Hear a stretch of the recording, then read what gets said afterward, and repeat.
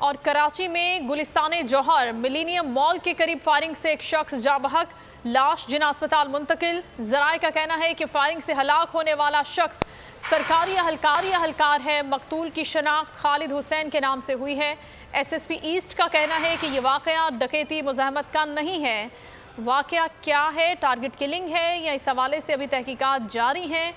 Firing के एक और वाक़े में गुलशन मेमार में 3 अफराद ज़ख्मी हो गए हैं। रेस्क्यू ज़राए का कहना है कि ज़ख्मी अनस, उस्मान और असलम को अब्बासी शहीद अस्पताल मुंतकिल कर दिया गया है। ये फायरिंग के वाक़यात पेश आए हैं कराची के 2 मुख्तलिफ इलाकों में और गुलिस्तान जौहर मिलीनियम मॉल के करीब भी फायरिंग हुई है जिससे एक शख्स जाँ बहक हो गया है। सालिक शाह बोल न्यूज़ के नुमाइंदा हमारे साथ हैं, तफसीलात जानेंगे इन वाक़यात के हवाले से। सालिक, बताइएगा अब तक क्या कार्रवाई की है पुलिस ने?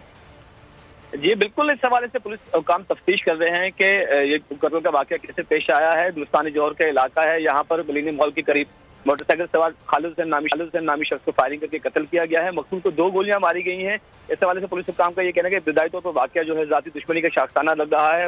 मकसूद एक सिक्योरिटी अदारे के एहलकार था, रेंजर्स एहलकार था, जो रेंजर्स हेडक्वार्टर में तैनात था। इस हवाले से काम का ये कहना है कि मकसूद गुज़श्ता रोज ही नाइट पास लेकर निकला था, उसके बाद आज उसे दिन में हिट किया गया है। इस हवाले से काम मजीद ये कह रहे हैं कि खानदानी दुश्मनी का शाखसाना लग रही है ये वारदात। इससे पहले गुलशन मेमार के इलाके में फायरिंग के वाक़े में 3 अफराद जख्मी हुए हैं। इस हवाले से हुक्काम का ये कह रहे हैं कि जख्मी अफराद को जो है डकैती मुज़ाहमत फायरिंग करके जख्मी किया गया था। अनस और उस्मान नामी जो अफराद, इनको अब से थोड़ी देर पहले अब्बासी से अस्पताल मुंतकिल किया गया है। पुलिस को काम यही कह रहे हैं कि वाक़े की जायबको की CCTV फुटेज हासिल करने की कोशिश कर रहे हैं ताकि इस हवाले से तहकीकात पेशतर सामने आ सके। दूसरी जानिब SSP अब्दुल रहीम शराजी का ये कहना है कि जो शारा ससर के इलाके में जो वाक़या पेश आया है वो जाती दुश्मनी का शाखसाना लग रहा है। अब थोड़ी जिला अस्पताल में सिक्योरिटी अदारों के एहलकार भी यहाँ पर पहुंचे हैं, वो इस हवाले से तहकीकात कर रहे हैं, जबकि वहाँ के अतराफ के इलाकों की CCTV फुटेज हासिल करने की कोशिश की जा रही है ताकि इस वारदात की जो मुहर्रिकात उस तक पहुंचा जा सके। जी ठीक है, बहुत शुक्रिया आपका।